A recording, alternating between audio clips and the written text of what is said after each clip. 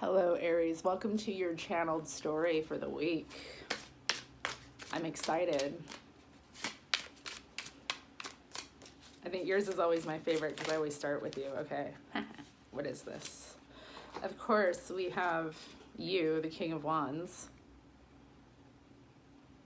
King of Wands. And then we have the Tower. Oh, the king in his tower. We have a gorgeous romantic medieval sort of story to tell you about a king's tower. Okay, so once upon a time, there was a king of a faraway land who erected a tower many stories high, where he would imprison members of his court that displeased him. Anyone who crossed him, political rivals, those who offended the king's sensibilities, all wound up in this tower, locked into tiny little rooms.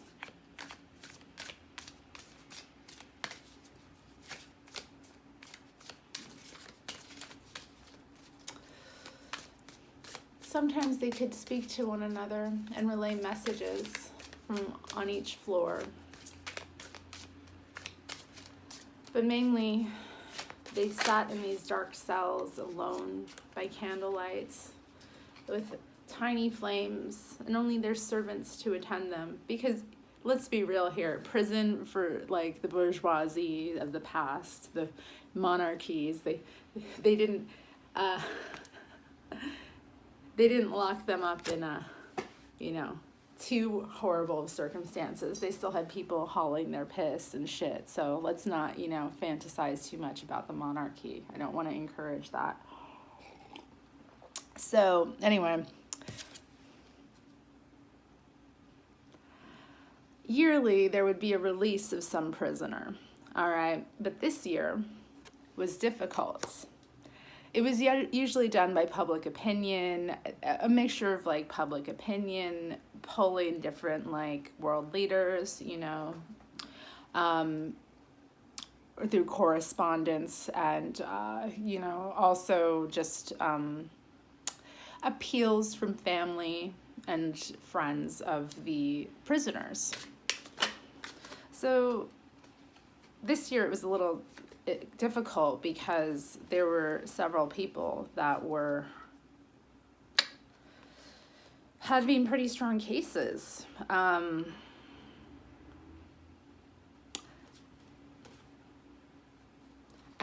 those who were most, who had the strongest cases and the most support were not who this king wanted to release. You see, he had imprisoned his cousin 10 years prior, and he realized at this point that there was really no reason to keep this cousin, locked up. She had gotten much older. She was no longer of marrying age, so in terms of like her political value, she never married. She wasn't going to be a threat to him in terms of like producing any heirs or rivals to his throne, and he thought fondly, of how cruel he was to her as a child as well. So he, thought, maybe I should let her go live in peace in the countryside. We'll give her a small home, a couple of servants, and she can end her days in peace. What a nice guy. But nobody really wanted that, And you have to understand, only one was released a year. So these people had to be locked in this tower for years and years before they would even be considered. And 10 years living in a cold, dank tower. You can imagine how much it would age you. Come on, let's get another. We need more to this story. I can only come up with so much. Okay.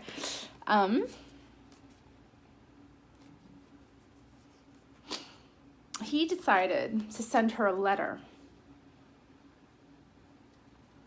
explaining his position, and that he wanted to release her, he had to like come up with some sort of plan. Now, he had not been in correspondence with her in those 10 years. Like, she had tried to get messages to him, and he just flat out refused to read them or hear them. So now he's, like, sending her this letter, his cousin this letter, and in it, he's like, look, I'm really torn here. I want to release you, but I need to know, like, you know, how we're going to do this, basically, because I have all these other figures, and people are going to see it as some sort of, like, familial kind of gesture. It's going to play badly with the nobles. Like, can you help me come up with a strategy, basically? It's like, I need your mind to work here, you know, with me, so we can figure out, like, what to do. She sends him back a letter, and it's very, like, it's full of, like, a lot of sweetness and charm and light, which is actually kind of shocking, which sends him kind of into, like, a this is weird kind of moment. Like, why is she so friendly when she's been locked up in this tower for 10 years? Now, the reason for this is she lost her mind many years ago, like, just completely had a mental breakdown, which the king knew nothing about because, like, he refused to hear any of her letters. But she pulled herself out of that madness and into some level of normalcy. But she definitely was a very cunning and, like, devious woman, okay? Like, she had a plan.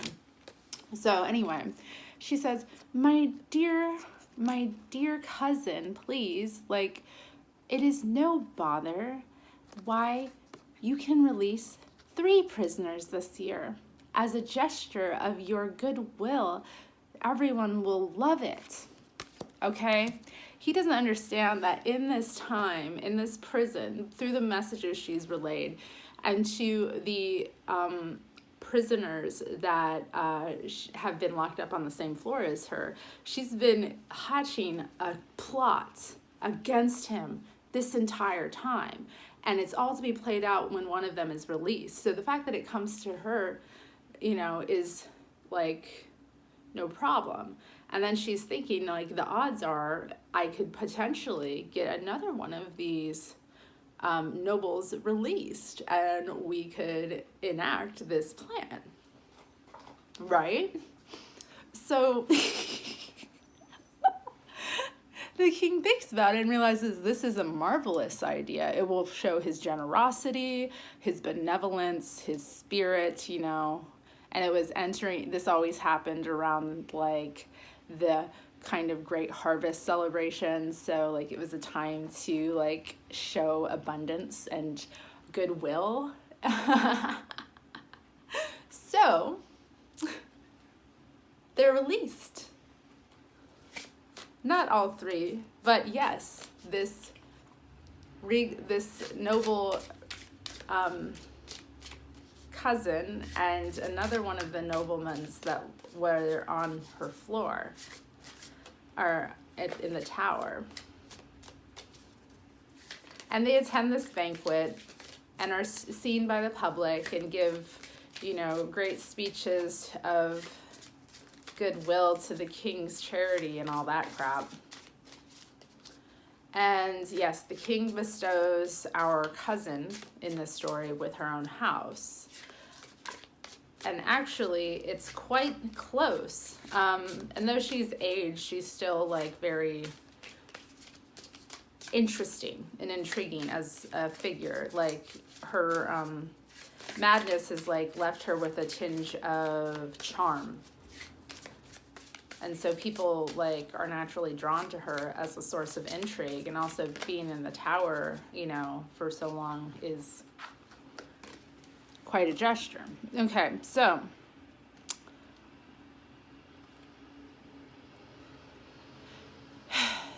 she gets her house. Like, this other nobleman, they, like, correspond with one another. She's hatching a plan to figure out, like, a marriage. Because even though she can't have any children, she could find someone potentially to share resources with and to influence in this scheme against the king. So, like, she finds they're putting their heads together about who, like, she potentially could marry. Ooh, this is fucking weird. Okay, here we go. And then we have the Six of Wands. Okay. Six of Wands. Four. We have so many sixes here. We got the 666. Six of Swords, Six of Pentacles, Six of Wands, and we have the Devil. Okay, Aries? We also have the Sun, though, too. So, okay. Basically, this is like the marriage goes off. She asks for the king's blessing. He gives it, like, not thinking anything is awry here. Like, and, you know, his sister, since getting out, has been doing good works in her community, like, for the people, winning them over to her favor, okay, pretty much. And has, like, greatly improved, like, her local area with her work as, you know, a noble person, a landed person. Okay, so, you know, he agrees to the marriage. She gets the perfect partner. He's this guy with a ton of land, money, and connections. He has 2 children of his own from a previous marriage when his wife died. So, like, they're almost adults, like, they're teenagers, they're very capable children as well. So she's marrying into, like, a great family. She's becoming stepmother to a very good family. She's giving them royal connections. Wink, wink. It's like, you know, it's all popping off here. It's all popping off here.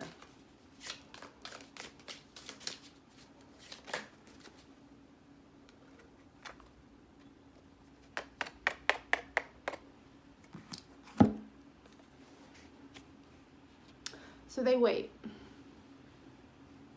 She waits specifically. You know, she has been doing this whole game pretty much of making everyone think that she's very, you know, kind-hearted, soft, gentle, when she's really, like, scheming and, like, powerful. So she waits. She waits. She waits for the king to mess up. And this is a patient woman. She's lived through hell.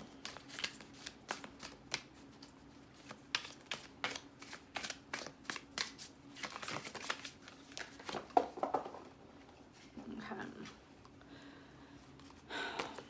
When time comes, the king's favor churns.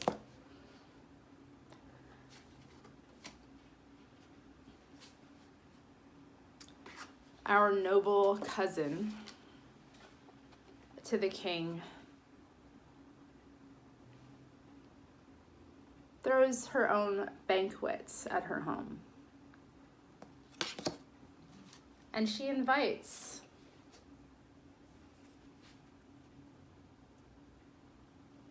some of the king's enemies. And she also invites many of the scholars and, like, local people to attend this massive party. Like, it's a gesture of her goodwill. She's fucking lavish. She spends a lot of money on this. She sold a lot of her stuff so that she could have this party. Puts herself into a fair bit of debt for it. And the wine flows and the mead flows, whatever, I don't know. And people get nice and drunk.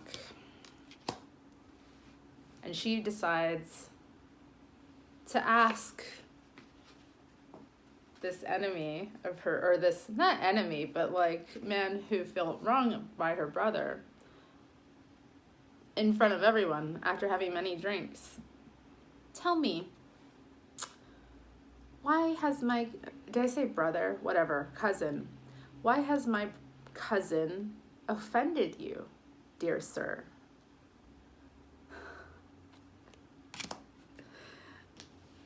And he starts telling this long story, going through all the loops, all the years. This guy had had a grudge for years, had witnessed a ton of things, and he just spills the beans in front of everyone. The public is shocked.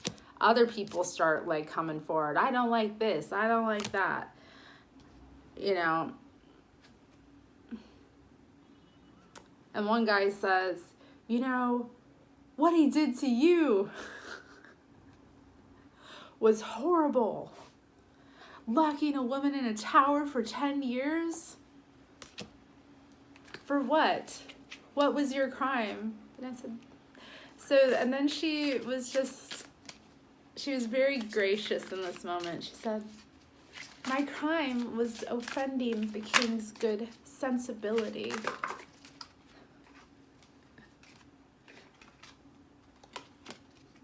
What sensibility? Cried one of the local freaking clergy, okay?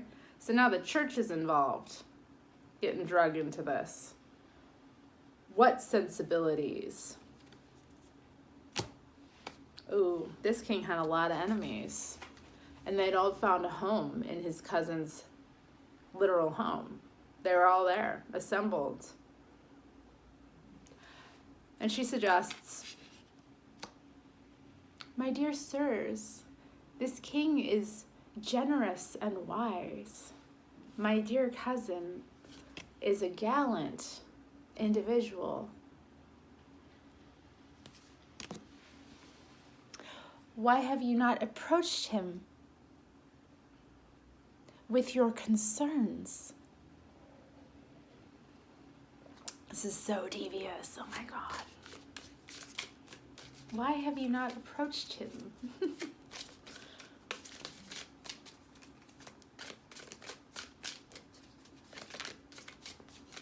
Oh, okay, here we go. We live in fear. This king is ruthless, and we have seen his cruelty enacted on so many of his own people. Even his own kin. We fear him. Milady, right? She rises, walks through the room in the most dynamic fashion you can imagine, strolling slowly, shoulders back, head high, through the room, observing all of the people assembled, and goes straight to the clergyman we spoke of. Father,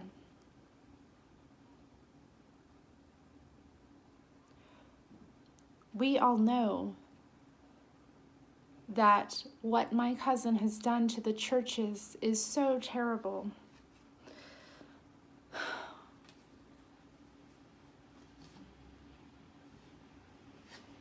I ask,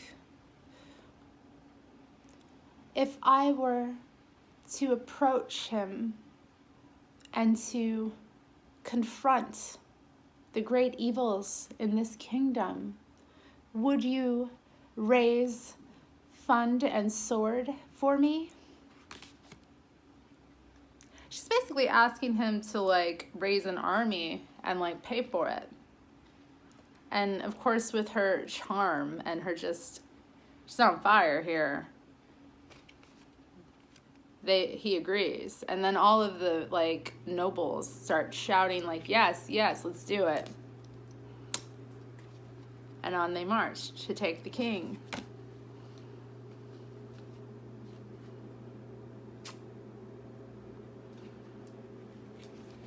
She was not, in this battle, obviously. She was locked up in her own home. She had sold her, the measly house that her cousin had gave her, and she was in her own fortress, basically, orchestrating things. Her husband was out fighting for her. his children doing her bidding, being her spokespeople.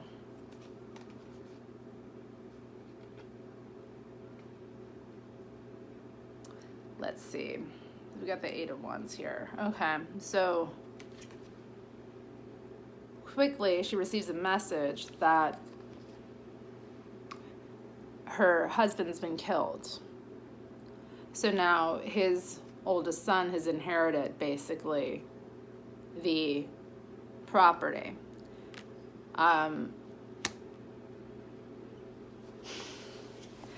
So she's in this position of having to then, you know, utilize this son.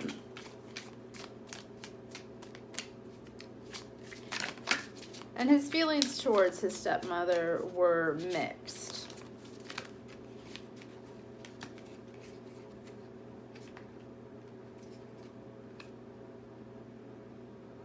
He tried to keep a distance from her. He was terrified of her.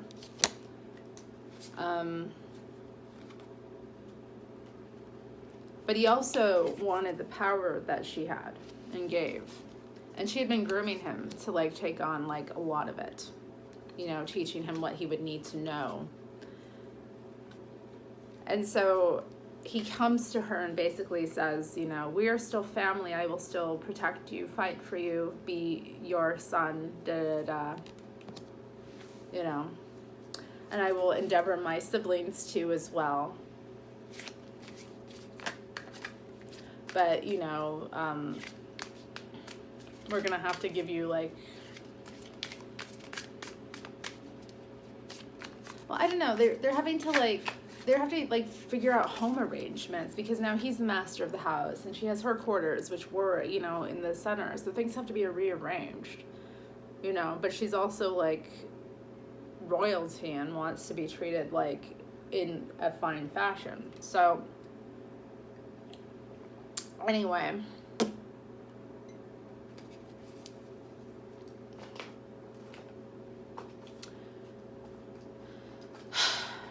the king sends her a message in this time, basically asking her to withdraw her armies now that her husband is dead. And funnily enough, offers to marry her. So she receives this message. And I know that sounds weird because they're cousins, but these are royals we're talking about, okay? They're very inbred, okay? It's nasty. It's not something to look up to, okay? So, as I said, she accepts, right? She accepts and offers this stepson as tribute. You know, he'll get scapegoated. She'll become queen. And yeah, that's what happened, basically. You have to watch out for people, okay? You know, people who get you sucked into things, their schemes, their plans. Doesn't matter how on fire they are or how they appear to be. Remember what you want. And don't trust anyone. That's what I get from this. Don't trust people who want power and nothing more. Thank you, Aries. If you like the video, please click that like button. Please subscribe to this channel. I'll be back next week. And yeah, there's nothing really else to communicate. Oh, check out the low bar if you want to get your own reading. I do general messages, not general message. I do like personal readings, and then I do like stories. So you can kind of pick whichever you like. Yeah, check it all out. Bye.